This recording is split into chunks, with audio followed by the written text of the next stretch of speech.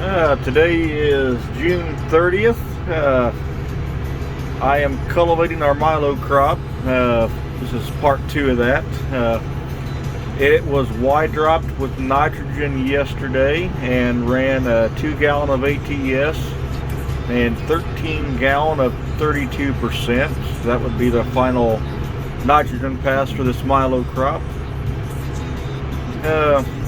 Got 8/10 of rain last Friday been Sunday morning, very early, about 12:30.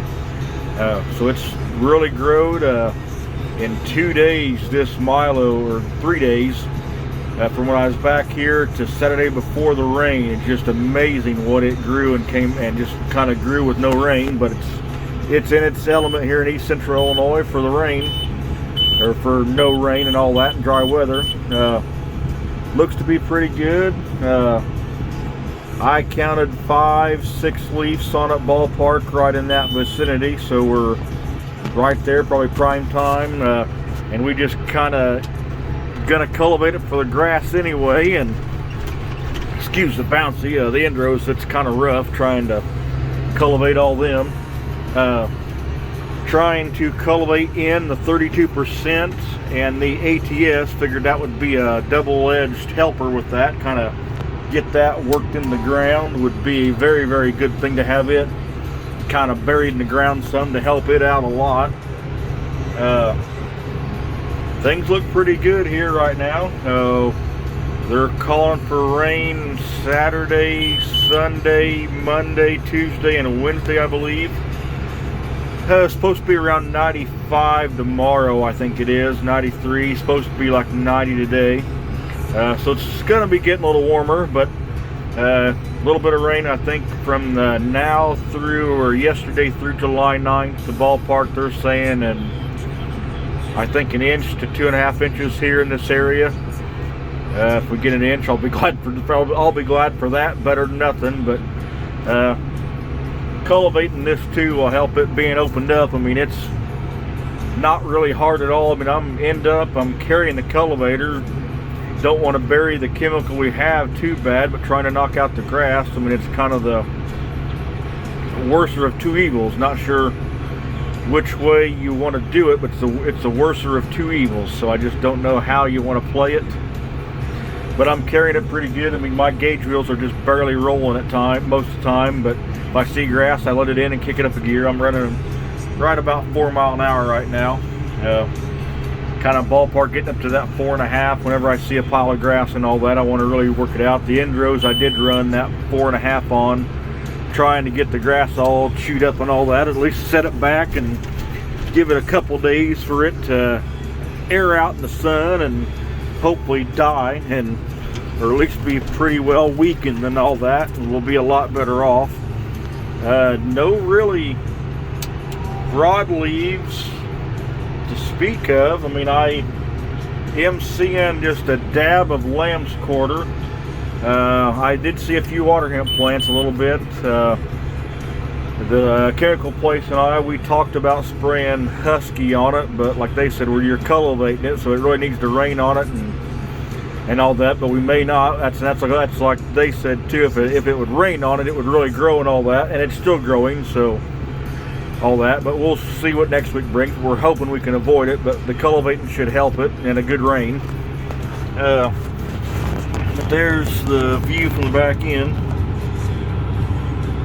And like I said, I'm just really trying to carry it, not trying to stir up a bunch of dirt, really. I mean, kind of wanting to be a little cautious with it.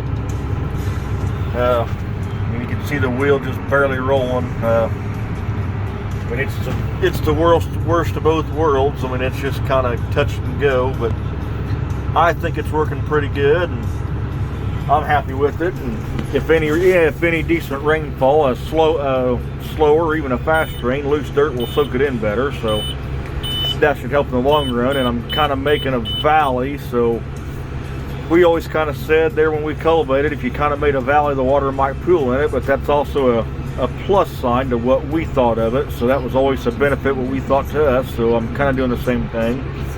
I did end up putting Oh, I tried to buy some 4-inch sweeps and 7s.